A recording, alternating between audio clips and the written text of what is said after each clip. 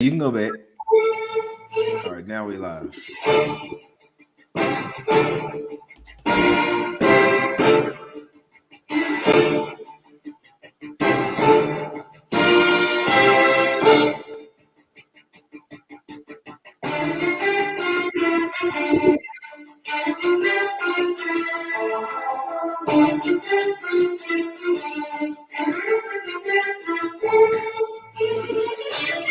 As we come to you live on a Sunday Not So Casual, October 24th, 2021, NFL Sharp Sunday. It is a quadrant of quality we bring you on this beautiful, beautiful morning. It is J Money is Money. It is Sharks and Sports. It is Guns Picks the Gun. And it is a special guest, my brother. I love him to death. Old Man Who Bets. It is the 2021 NFL Leaderboard Show sponsored by GPO Lock and Kappa Collective. October 24th, 2021. Sharp Sunday, 7-point Sunday, splendid Sunday, successful Sunday, a hell of a card on tap. Guns Picks, how are you feeling this beautiful morning? I'm feeling good. Hey, I feel like we're in red zone in the quad box during the witching hour right now. We got Old Man Who Bets is here. Welcome, sir. I'm ready to dominate this football Sunday. How you feeling, Old Man Who Bets? Hey, it's a great day for a great day. Here with three legends. Appreciate you guys having me on. Let's get that money today. Why not? J Money is Money.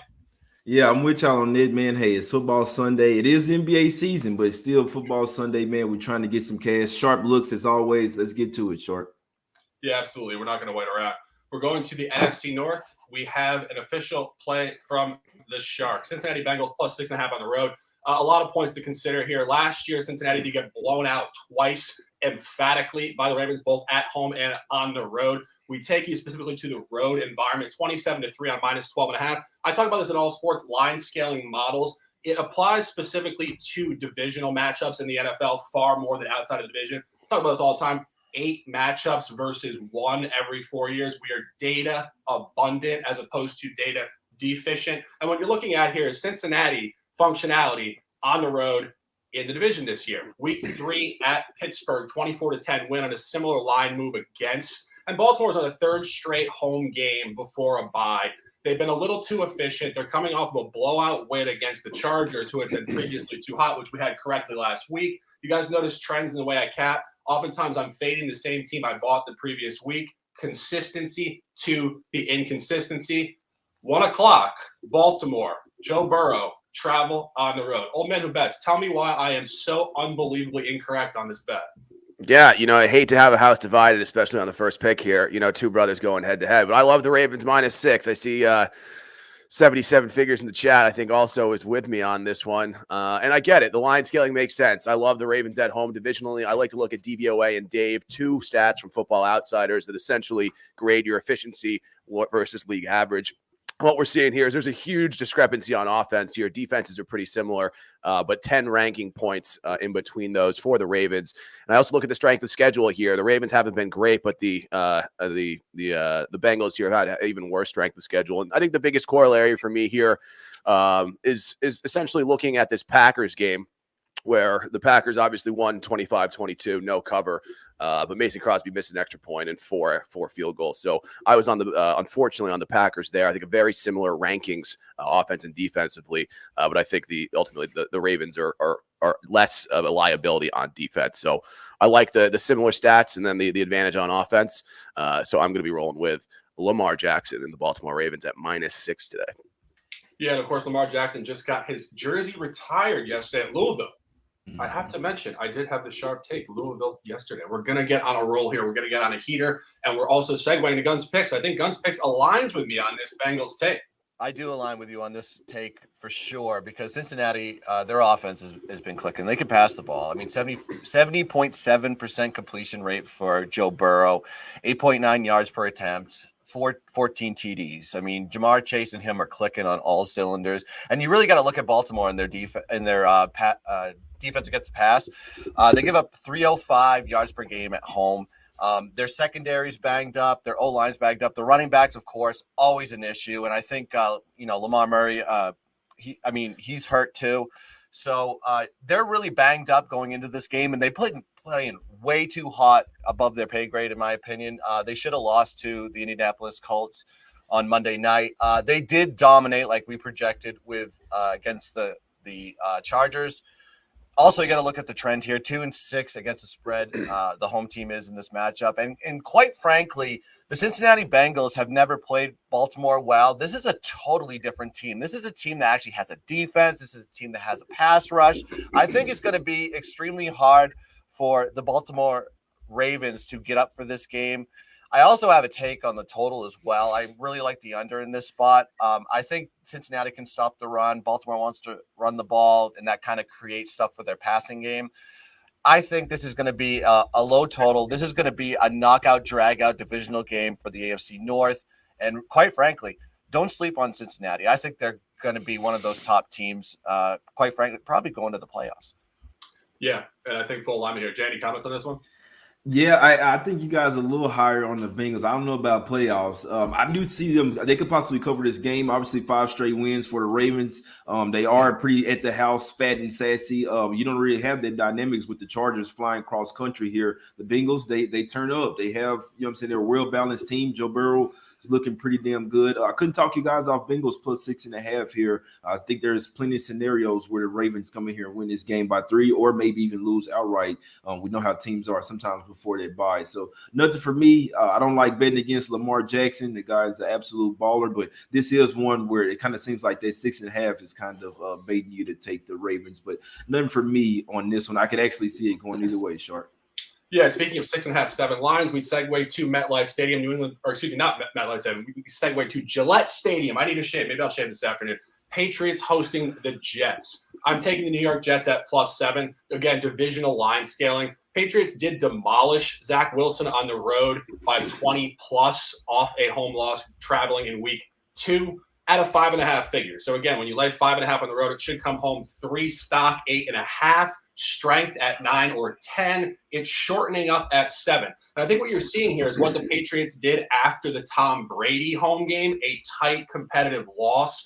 They went on the road to Houston and really were uninspired. We're very fortunate to backdoor that game. And I think what you see coming in here, the Jets are a bit underrated. I hate to say it. They're scrappy. They almost backdoored Sam Darnold in week 1. They did beat the Titans at home. They had some isolated blowouts.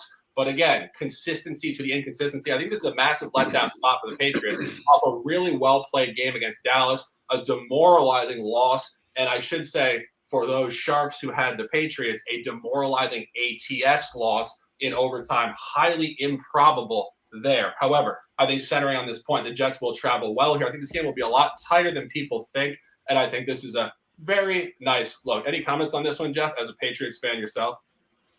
I've got no action on this one. I'd have to lean, obviously, towards my Patriots. I have a strict rule that bad teams do bad things, and the Jets are absolutely terrible. But at 7.5, I thought it felt good. We got New England here at number 19 overall DVOA. You got the Jets at 30. I thought that gap there felt like about a touchdown, so I couldn't find an edge. And I'm rooting for my team. I've got my Mac Jones jersey, just came in from China, $40, knockoff, stitched, looks pretty good. And I'm all about the Mac attack, baby, that Mac 10, but no action for me on this one. Yeah, anything on this one, Guns? Yeah, I'm a Patriots fan too. I do have a Cam Newton jersey. I just got to take some tape and put a 0 on the end, and then tape it over and put Jones on there. But I do, listen, the Patriots, they play to the level of their competition. That's what they do. It doesn't matter if it's the Texans. It doesn't matter if it's the Cowboys. It's just going to always be a Mylanta moment where you're drinking Pepto as a fan, watching this team just completely struggle on the offensive end. I think what people look at when they see that blowout with the Jets is you got the turnovers for Zach Wilson was the key to that game. I mean, that's where the Patriots got opportunistic and got their points. Mm-hmm. This Patriots offense, I just don't see them getting over 7 points in the spot. Usually these teams technically kind of play. There's always like one blowout game, and then there's one close game between these two teams. I don't know if Zach Wilson sees ghosts like Sam Darnold did, a couple years back, but I would lean the Jets. I'm just gonna watch it as a fan. That Patriots offense, I don't know. It's 7 seems like a lot to me. Yeah. Jay, any comments on this one? Yeah, I'm definitely not sold on the Patriots offense. I know that's your team, Jeff, but I'm not a big Mac Jones guy. He does have to show me, especially as far as throwing the ball down the field. Now you have the Jets here. I'm not betting the Jets here, but obviously they do come off the bye week. They have extra time to prepare, and you also have the revenge game as well. And like Shark said, it's basically the same number that they laid in New York. Now they come to the house, land pretty much. I mean, what should be a larger figure, pretty much laying the same thing. So the books are telling you, hey, the Jets could come in here with a representative effort, but me personally, I'm with Jeff there. I do kind of tend to stay off the worst teams. Well, sometimes. I mean, I bet the Lions sometimes, but yeah, I lean Jets, but it's not something I'm willing to put my hard-earned money on. Yeah, without question. And we're going to go through the games quickly, but we want to go to another official play. All business on a suddenly not so casual 7-point sharp Sunday, 4:00, Las Vegas, Nevada. Bird Gang traveling on the road, +2.5. J Money. I like it, man. I did get the Eagles at +3. I'll be honest with you. I see this as a winnable game for them. I mean, when you have that -3 line, and then it's going, especially the home favorite, going down to 2.5, even 2 at some spots, that's really indicative, in my opinion, that this Eagles likely come in here and win this game. I like it for a lot of reasons. Then we see Waller the baller, one of the best players for the Raiders over there. He's highly questionable, really banged up over there. They got a lot of guys banged up. I think the Eagles travel well here, coming off some losses, 2-4 versus 4-2. Much more urgency, in my opinion, for the Eagles to win this game if you want to try and save your season, try to compete in the NFC East over there. So I took Eagles +3. I like the money line as well. I think the Eagles will win this game, my guys. Yeah, I mean, I couldn't agree more. I think what we looked at last week, of course, when John Gruden was dismissed for all sorts of, off the record, ambiguous reasons, that could have gone either way. They could have been totally uninspired and deflated, or they could have gotten a jolt. We missed the capping point completely. We didn't have it officially, but we thought Denver would clean them up for the same reason we think Philly's cleaning them up. But Guns and I were just discussing this last night. Oftentimes you get a one-game jolt, and then it really comes cratering down to earth the next game. And I think if you really look at what happened there, Denver is highly overvalued. They have a pedestrian journeyman quarterback, Teddy Covers. Of course, pride of Louisville. I think we're centering on Louisville. I don't know why. But anyway, coming back home, now you see what they did 2 weeks ago in Chicago at home, very poor. And you see what Philly did twice already outside of the division on the road. Week 1, outright win at Atlanta. And week 4, I believe, an outright win at Carolina. I have Carolina and Vegas similarly graded. And I think the line is very similar for a reason. I think it's a very deflating spot for Vegas to come home. And I think Philly travels very well here. Official from me, Philly +3. In the competition, it's 2.5. Guns picks. I believe we have further alignment.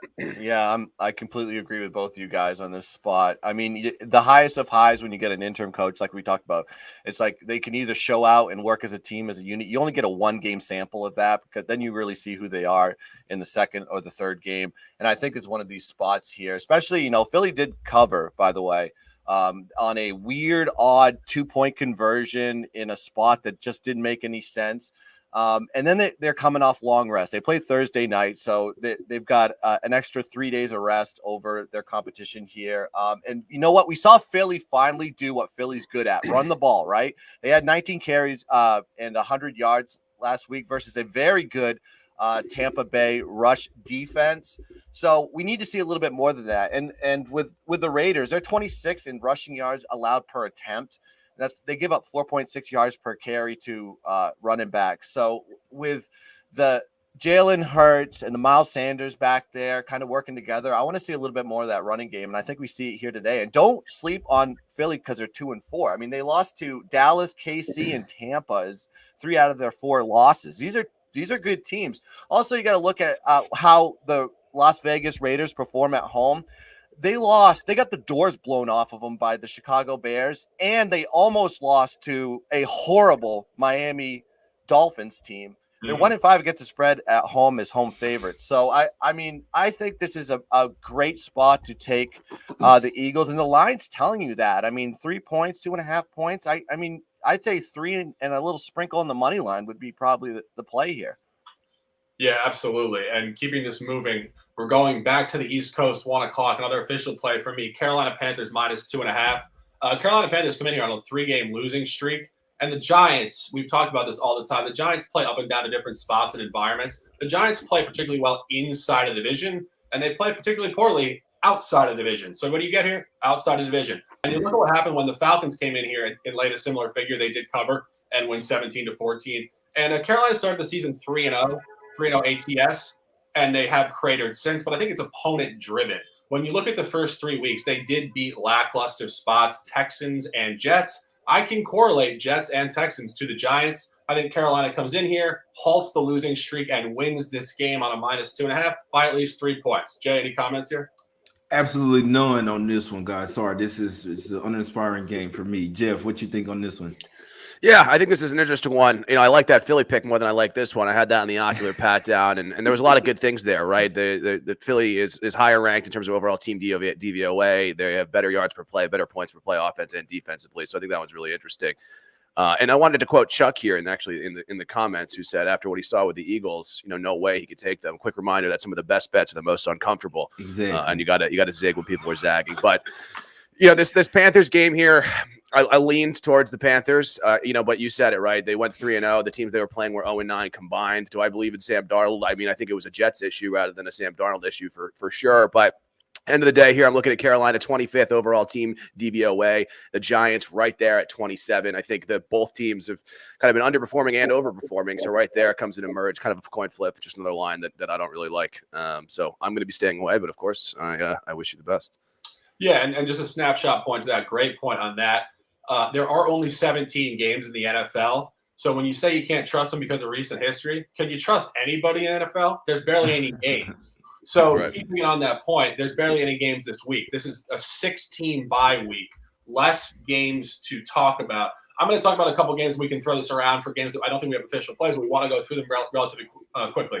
1 p.m., Green Bay Packers hosting Washington football team. I don't have an official take on this one, but I was looking at it, and I thought this is definitely a letdown spot for Green Bay. Green Bay's on a dub 5 before they play Arizona in a primetime Thursday night game. So this is a major look-ahead spot, and they're too hot. They're dub 5. They've covered most of them, but they've been teetering on the edge of a non-cover. They just covered last week against Chicago. It was a final possession in the fourth quarter to get there. They pushed or covered a hook in overtime against Cincinnati. They backdoored San Francisco, and they throttled a couple bad teams at home. I think they're due for a letdown. Washington is not great, but again, I think if there was a trap spot for Green Bay, it would be on the schedule today. Jay?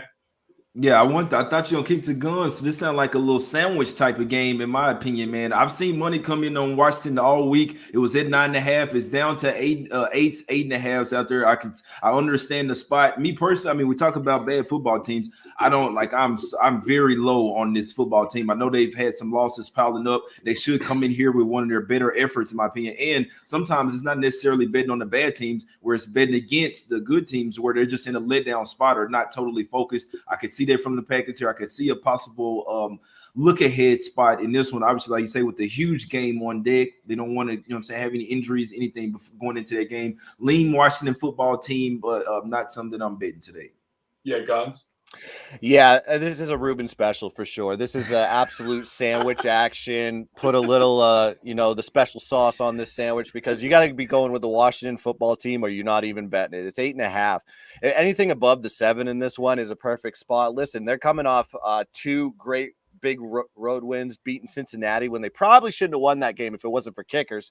And then they beat, of course, Chicago, a team that, Aaron Rodgers, I own you. He does own the Chicago Bears. Lackluster spot. They have to play Arizona on Thursday night. So it's not even just a look ahead. It's a short look ahead for this team. And they're banged up on the offensive line in the secondary. I think what they're going to do is strategically, if I were them, if I want to play well against Arizona next week, which they probably are looking more towards that game than this game, is try to rest some of the guys that are really banged up. So you're going to get backup linemen with Aaron Rodgers in this spot. And Washington team, and I actually watched an interview with Ron Rivera before we got on here, and he looked confident, and you could tell he had a good game plan. He was very disappointed on how they reacted in the second half against KC. They were up 13-10 at halftime, and they didn't score again, and they lost 31-13. I think it's a bounce back spot for the Washington football team. against a team that probably doesn't even want to play this game. They're looking so far ahead. I think there's back-to-back games that Green Bay has to play tough opponents, not Arizona, and then there's another one too that I saw. So give me the Washington football team in this spot. This is going to be Joe Public special too. What everybody's going to be taking Green Bay. I'm going to go on the other side, take my 8.5, and hopefully cash that ticket.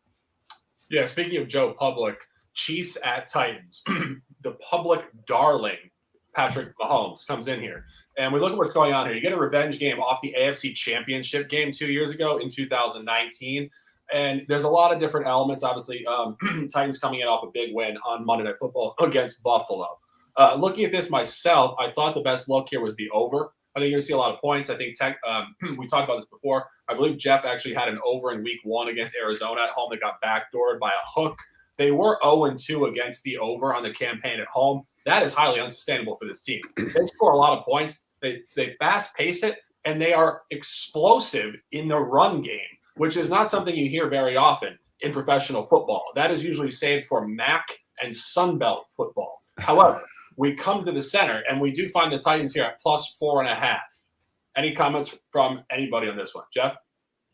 I think it's a tough one here. I feel like you're buying high on the Titans after we've been buying low on them for every other week, which is a major concern. I like the angle of the over here. You got the Chiefs, the number 2 ranked offense versus DVOA with the 31st ranked defense. That's obviously huge. They're notoriously bad against the run. Insert Derrick Henry. And if Henry gets going, obviously the secondary, probably the only remotely strength of this defense for the Chiefs. And I use that term loosely, but that opens up the play action. That's when the Titans are the best. So I look for an over there, if anything. Yeah. Guns. Yeah, I didn't see what Guns say. Yeah. I agree with the old man on this one. I think the total is like 57.5 or something like that. I take it at 60. I take it at 61. I take it at 62. Listen, the Titans, their secondary is banged up. And you know what KC's defense does? They just give up points. And I see this just being an absolute scoring fest. And Tennessee, when they play at home, it's just going to be working. You're going to have Henry running out of the backfield. You're going to have that play action going. And then you're going to have Pat Mahomes doing what Pat Mahomes does best. I think we saw a little bit of that offense kind of spark there with Washington football team last week on the road. I think that kind of carries over in this game. I don't know why Tennessee's getting so many points against KC when KC can't stop anybody. I do lean towards the Titans, but I don't want to take it because I just feel it's going to be one of those days that, KC just blows the doors off a depleted secondary for the Titans. So I'd rather just go with the total here and just go with the over. That'd be my play. Yeah, you can never go wrong taking a Chiefs game over this year. I do think they will be due for some positive regression. Obviously, they've looked very lackluster, in my opinion, so far this year. Hansen been covering any spreads, only covered 2 games so far. I do think the Chiefs are due to come up, even though they're a largely public team. We know how the public is. What have you done for me lately? And I think a lot of people will start to hop off them as well. I mean, even last week versus Washington, that line started to come down. It closed at 6. So I think a lot of people are starting to get off the Chiefs. I do think they're due for some positive regression. I could see them win this game by touchdown, but it's not something I bet. Yeah, I was just going to make that comment. It was so sexy to bet them for so long. Then they stopped covering. They've been so bad. Yeah. Now it's almost an auto fade where, again, zigzag, Jeff, great comment. They could start covering these spots. And they have covered 2 out of the last 3, or the last 2 road games, I believe, at Philly and at Washington. So they're showing signs on the road, at least, of covering. And let's segue to 4 o'clock. Official play, the chalk special, the big time line. Is it strong? Is it space for the public? Jeff Sheesby, old man who bets. Arizona Cardinals, Kyler Murray hosting the Pride of Stanford.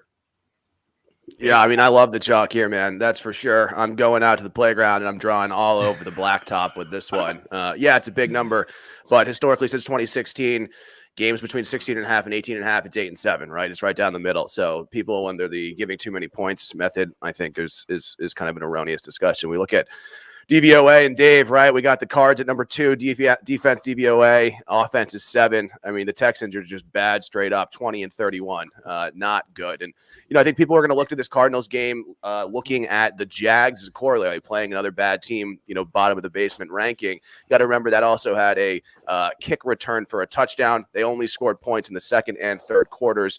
And one thing that the Jags do, which is very interesting, is that they actually run the ball pretty well. They are number one in terms of offensive rush DVOA right now. You don't think the Jags do much well, but in that game, you had Robinson go 15 for 88. You had Hyde go for 8 for 44, both over 5 yards per carry.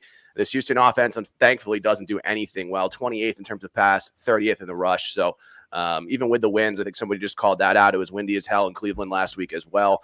Kyler Murray, don't matter. 17.5 is what I got them at, and I think they're going to steamroll. Yeah, and continuing on that, going back a few seasons ago when Miami was really down, they were getting massive lines. I mean, I remember there was a game against Dallas. Dallas covered it. And we do talk about this in all sports. When the line gets really inflated like this at open by odds makers, not by market movement, it's telling you a great story for the favorite. They're telling you there's a massive, massive gap in the quality of the two teams. And I think what you look at here is when the Texans traveled to Buffalo, they got absolutely hammered on a similar line, plus 17, 40 to nothing. And I think we could see a similar environment here today. Jay? Yeah, no, I'm with you on that. I can't talk anyone out. Me personally in football, I do like to be on spots in this to take the dog. I wouldn't touch the Texans. Obviously, they're absolutely terrible. Now, if they actually had a quarterback or they actually, cared about playing football, it would be a little bit different.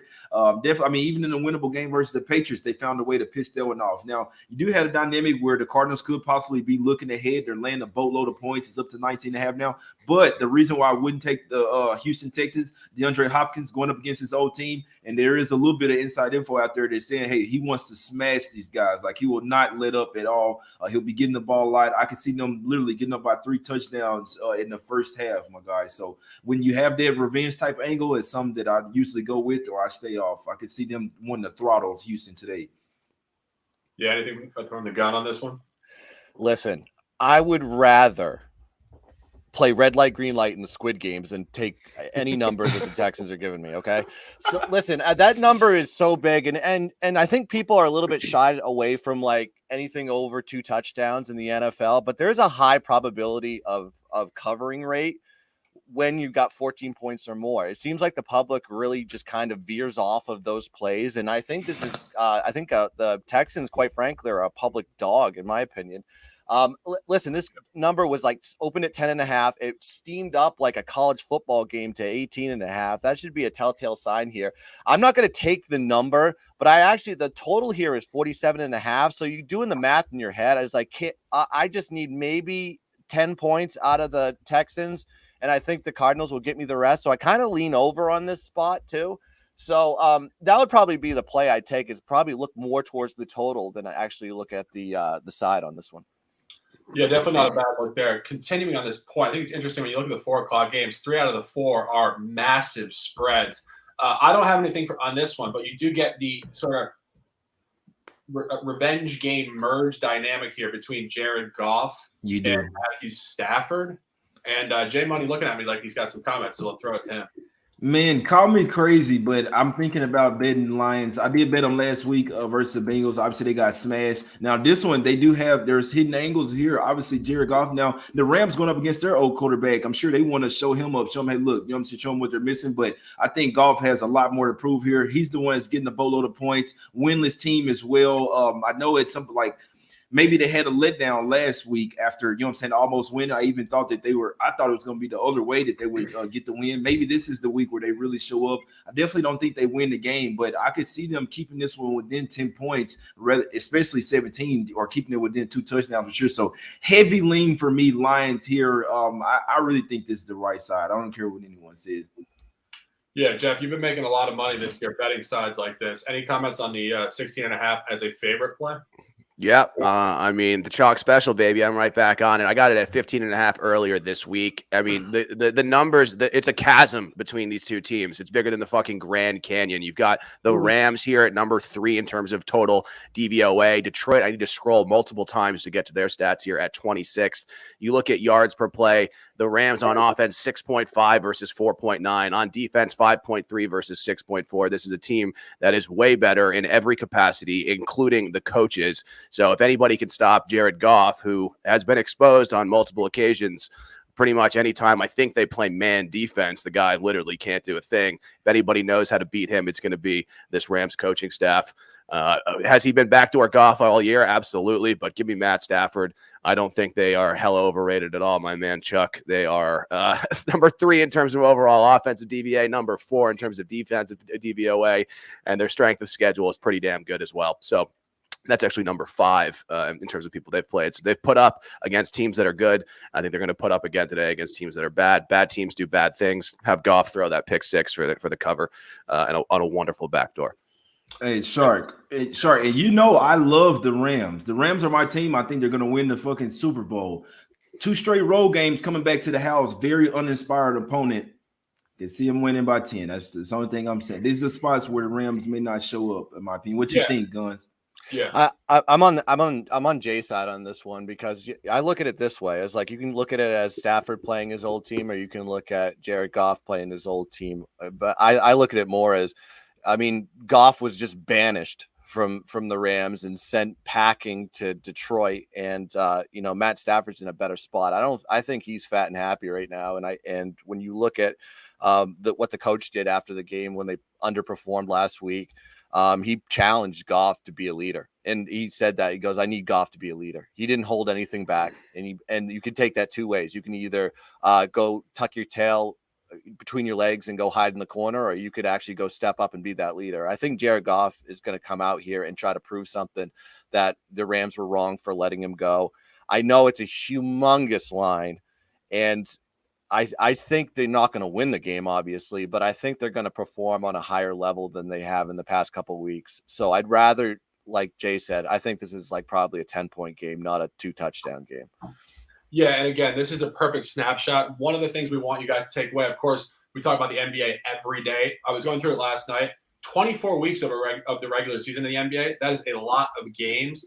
There's less counterpoints because it does cluster on one side of all the boxes being checked. In the NFL, any given Sunday is real. I call them trophy days. Oftentimes, they're trophy days for bookies and odds makers because it's tough to cap. You're at the mercy of late game variance. The bewitching hour is very real. Keep the bankroll managed, please. We are not personally going nuts on these plays. I do play the NFL smaller for the reasoning I just suggested. It's very important. People go nuts on NFL Sunday largely because it's easier to bet the NFL. You don't have to focus 7 days a week. It's 4 hours in one afternoon, and you're not at work. This is why the books clean up the NFL. Bet responsibly. It's intelligent. It'll keep you sane, and then you can dominate the NBA with Jay and I all season long, all the way through June. Staying course here. Tampa Bay Bucs, minus 12.5 at home, 425. Raymond James Stadium hosting the Bears. Jeff Sheesby, old man who bets, an official play. It wouldn't be a chalky special. I wasn't taking all double-digit favorites today, obviously. But there's nothing more of a guarantee than Tom Brady covering than I think the only thing more is Floyd Mayweather, honestly. This guy covers at a 58.3 career rate over 345 games coming into this season. That is outrageous. That's better than the best bettors in the world. So if that wasn't enough for me to continuously back Tom every week and take their team total more often than not, they've gone over 30 points in, 4 of 6 so far.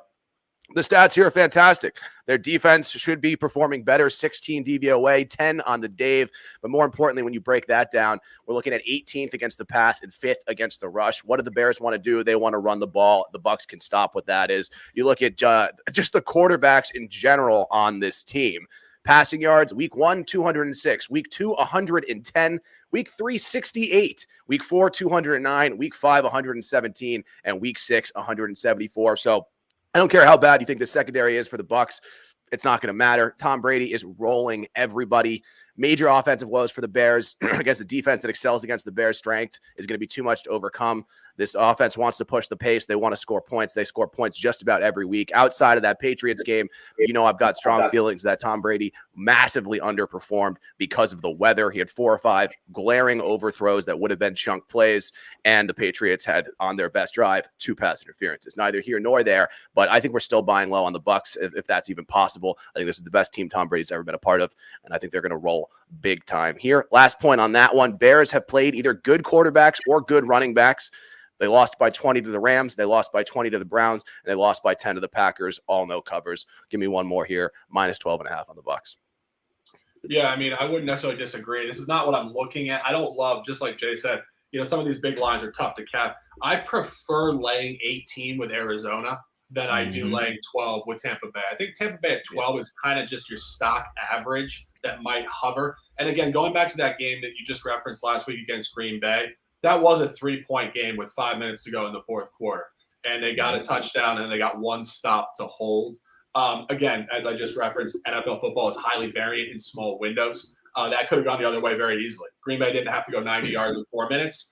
And the Bears did not have to not score on the final possession at midfield. So, again, there's going to be a lot of variance on these lines. Bet responsibly. And Guns picks, a responsible human himself and a Patriots fan. Tom Brady today at 4 o'clock. Any comments? Yeah, I mean, you got 3 double-digit favorites in this spot. I think 2 out of the – I mean, if you go with historical of how these double-digit favorites cover, you would have 2 out of 3 roughly. And I don't know how the Bears are going to score. I mean, their offense is just terrible. They need to run the ball. They ain't going to run the ball against Tampa. I'm looking at the total here at 47. I have a lean probably towards the under, and I think if I remember correctly, the Bears unders are like hit 5 straight in those games. And with a team that I just don't think can run the ball in this situation, we'll have to pass with Justin Fields. Justin Fields is just not a passer. He's just not ready for this spot. I don't even know if he's a good quarterback yet. So I guess time will tell. I lean probably taking the Bucs in this spot. I'm not going to take it personally, but I'm more of a heavier lean towards the under here at 47, just because I don't know where the Bears are going to get points. And I know my man, excuse me, the odds fellow is with you, Guns, on that under. That was his official short-term high volatility investment pick this week. Yep. So good to see you guys align. Yeah, and the total coming down from 49 to 47. Obviously, some sharp money coming in on that total. The Tampa Bay was at 13. It's at 12. It's Bears or nothing for me. I'm not stepping in front of Tom Brady. Obviously, like you guys said, their secondary is exploitable in my opinion. But can Justin Fields throw against them? So, and I don't really trust that. So if he was a bit of a better passer, which I mean he could be. Every game is different, and I mean if he knows he's not a good passer, that's the main thing you need to work on in practice, passing downfield. So I'm not always the one to go against what the guy is worst at. It's Bears or nothing here for me, but I'm not stepping in front of Tampa Bay today. Yeah, absolutely. And Guns on the under there. He's on another under. His last official play. We're going back to 1 o'clock. Grease Fire special. Dolphins come in here off an outright loss in London to the Jacksonville Jaguars. Tua and Flores gifted Urban his first NFL win. Now they come home and they get the Falcons, who are 4 or 5 years past their arc. No Julio Jones. Matt Ryan probably should have been moved 4 years ago. Super Bowl, backdoor for the Patriots, have done nothing since. Guns, this game doesn't really have a lot of intrigue for me, but I do believe you have an official side on a total. Yeah, I will never take a side on this one. Atlanta stinks. Dolphins stink. Both are coming from across the pond. One's coming off a bye. One's coming back home. Listen, Miami, it was intriguing spot here. I think this is maybe their 3rd home game of the season. They've only put up 9 points per game at home. And their offense is just abysmal. And their average is 17 points per game. So they get most of their points on the road. You have a Atlanta team coming off a bye with a win over the Jets. Man, these teams are just so crappy. So I'm just like, the only way Miami's going to win this game is if they keep the score low. That's kind of how I'm seeing it. It's a home game for them. I don't trust Atlanta more than I could throw them. This game just stinks on ice, and I just think it's going to be low scoring, like a 13-3 style game, maybe 13-10. Just really just awful football altogether. So give me the under at 47.5. I mean, I'm not going to watch this stuff, or I'll just, I'll need this game stinks. Give me the under. Yeah, no, I have nothing official here. Any comments from this one, Jay or Jeff? I'll say real quick. I am a little bit worried about the Dolphins. They usually, when the teams come off the London games, they give them a bye week after that. If I'm not mistaken, Miami didn't have a bye week. They're playing right after coming from London, in my opinion. And the Falcons did have a bye week, so this is a shit game. I must say I had the Falcons down on my short list. It was at 2.5. It's down to 1.5. I do think that Miami is a better team, especially with Tua, but they've been so underperforming this year. They kind of like the Miami of 3 years ago. So call me crazy, but it's actually Falcons or nothing for me, especially with them having extra time to prepare and the Dolphins coming off that London game with travel, not having a bye week. So I can see it going either way, but Falcons are nothing for me. Yeah, I think this is an interesting one. Again, I try to stay away from bad teams who do bad things, but one stat I will call out for you in here, total DVOA here, Miami 28, Atlanta number 32, bad and worse. But something that I thought was interesting, Miami's past schedule, number 11 in the league, Atlanta's past schedule, number 28 in the league. So perhaps we should be buying low on this Miami team. Maybe they're not as bad as we think they are. Maybe they are. I mean, yards per play, points per play on defense. Both these defenses are absolute sieves. And offensively, they've got their struggle. So I've got no action on this one, but I did think that strength of schedule discrepancy is something that maybe isn't being talked about enough. Good point. Yeah, and speaking of being bad or not, Carson Wentz and the Colts coming into San Francisco, 8:20 p.m., primetime, Levi's Stadium. 49ers laying 4 points. Jimmy Garoppolo is coming back off an injury. Jimmy Garoppolo has been cryptic, inspiring, and anywhere in between on Instagram relating to his career and his injuries. I think he's confused. I would be too. A lot of weird injuries that were not necessarily about his quality of an athlete. Maybe his body's fragile. Maybe he finds himself in just weird on-field situations, unfortunately. I don't have an official on this. I originally thought the Colts were a nice little buy on the road to cover, similar to what they did at the Ravens. But then looking at the 49ers and listening to Colin Cowherd, Blazing 5, I started thinking maybe Jimmy Garoppolo would turn a corner here with this group because San Francisco has been equally lackluster. I would lean Colts at +4. I think this could be a 3-point game. Jay, any comments? I like the 49ers here. 49ers are nothing for me. You have them off 3 straight losses, 3 straight non-covers. They're coming off a bye week. Garoppolo, I'm not high on Garoppolo. I actually think the 49ers get this one done. The Colts are coming off of a win. They're coming off 3 straight covers as well. So we got 3-0 ATS last 3 versus 0-3 ATS last 3. I'm sure that's what a lot of people are going to look at. They're going to think there's no way that San Francisco should be favored here. Like I say, coming off the bye, getting a lot healthier, which they were pretty banged up and pretty much a must-win spot. Yeah, I like the 49ers tonight at the house. I guess there's going to be some weather issues during this game. I'm told. You can see the actual total getting steamed down a little bit. I see it at like 42, 41 in some spots. I don't know if is Garoppolo playing. I thought he was out for this game. I think he's questionable. I think he's questionable. I could see him. I could see them really going all out. Like I hadn't even bet San Fran yet, but I think this is like I think they're coming to play. They have to win this game tonight. Yeah. I mean, it doesn't matter whether it's Trey Lance or it's Jimmy Garoppolo. To me, it's like 1A, 1B. So I'm on Jay's side on this one. I think I kind of lean on the 49ers here. I think playing at home, I guess it's going to be if it is going to rain and the weather's going to be a little bit bad. Deep down into the trenches, I probably trust the 49ers in that spot rather than the Colts. And plus, Colts defense is really good, and the 49ers aren't bad either. So I think it's just going to be a real sloppy game. Lean 49ers and probably under. That's Jeff, anything on this one? I mean, I think this is one of those teams that outside of this week, you're still buying low on both of them. But I think the San Francisco line is a pretty sharp analysis. You look at total DVOA here. You've got San Francisco at 10, Indianapolis at 15, which is obviously huge. But similar to this Atlanta, similar. I usually go towards the dogs, but strength of schedule past for San Francisco, we're looking at 8th versus 19th. So I think that makes the chasm a little bit bigger. And I think kind of fading the public, fading the narrative. I think the 49ers are indeed the side. One more point, Shark, as well. You look at the way the 49ers played Green Bay. They only lost their game by 2. Had a chance to win that game.